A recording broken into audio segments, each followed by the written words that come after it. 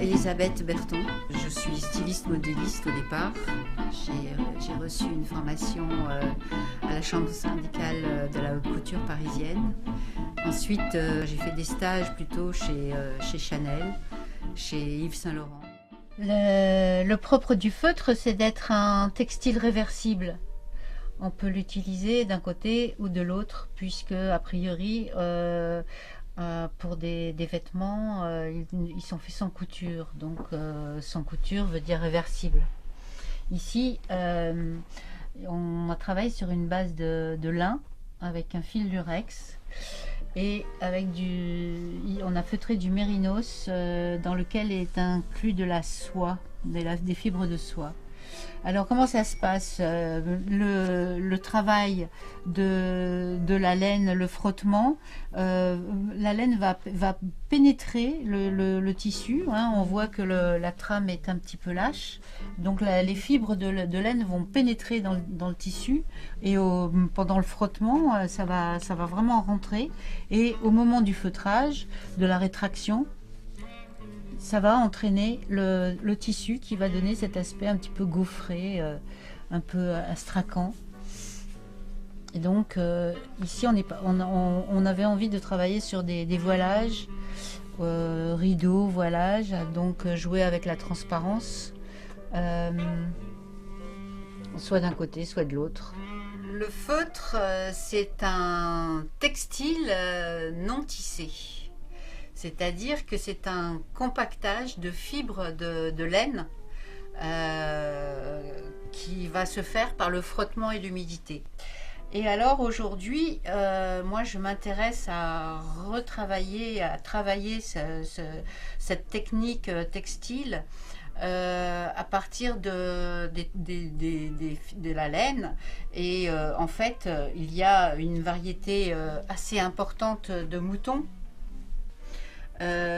Cette laine ici que j'utilise, c'est la laine d'un mouton qui s'appelle le Jacob, qui est un mouton qu'on trouve particulièrement en Angleterre. C'est vraiment intéressant justement de pouvoir tester les différentes sortes de laine, parce que elles amènent toutes des résultats très différents.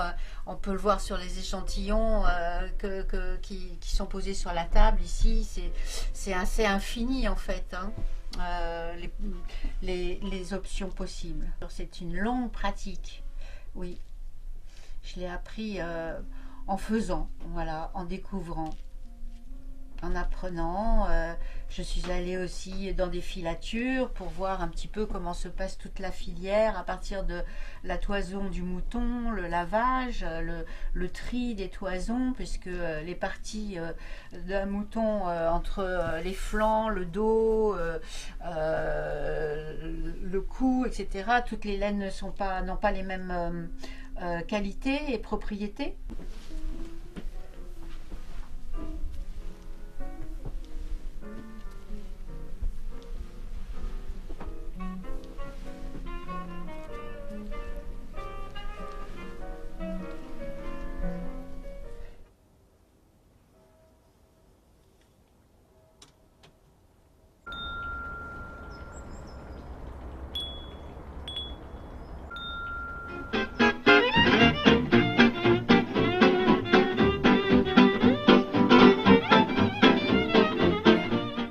Donc là c'est la partie Lola Bastille, puisque Lola Bastille c'est une griffe que j'ai créée dans les années 80, à l'époque où je faisais des vêtements normaux, coupés dans des tissus que j'achetais et patronnés et assemblés avec des machines à coudre. Et maintenant je continue, j'ai gardé la griffe Lola Bastille, et je propose des vêtements donc faits en feutre où je crée le textile en même temps que je crée le vêtement. Ça m'intéresse particulièrement de créer le textile en même temps que je crée le vêtement. Voilà un petit gilet asymétrique par exemple que je trouve sympathique, et là je l'ai fait avec de la laine blanche, et puis ensuite j'ai fait de l'impression végétale avec des feuilles d'eucalyptus.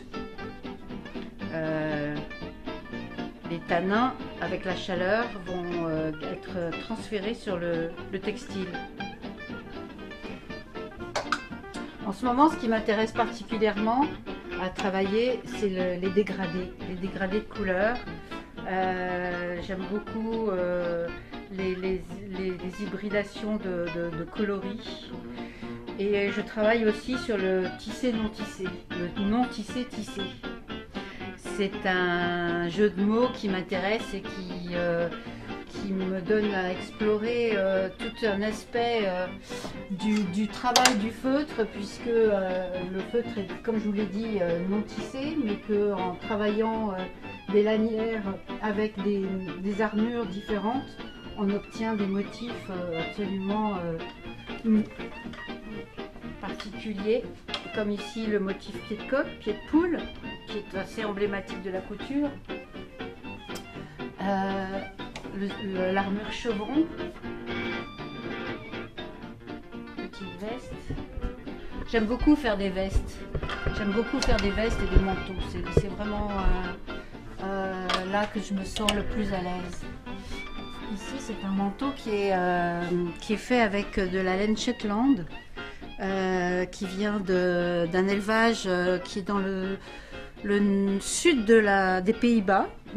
C'est Betty Strickers qui élève des moutons Shetland. Et ici, c'est de la Lincoln Long Wool sur une base de mérinos. C'est un manteau qui est très saillant, agréable, une vraie carapace pour l'hiver, puisqu'on ne sent pas le vent, on ne sent pas la pluie, c'est imperméable.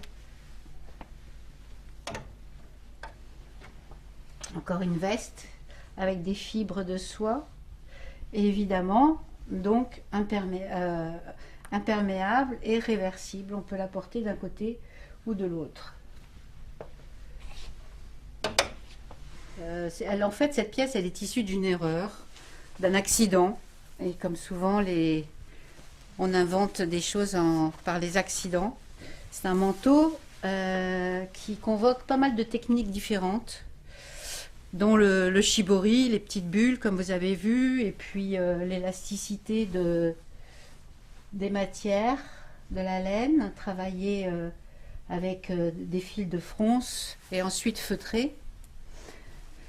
Et j'ai apposé une doublure faite dans de l'étamine de laine et teinte avec des teintures végétales, de garance et des feuilles d'eucalyptus.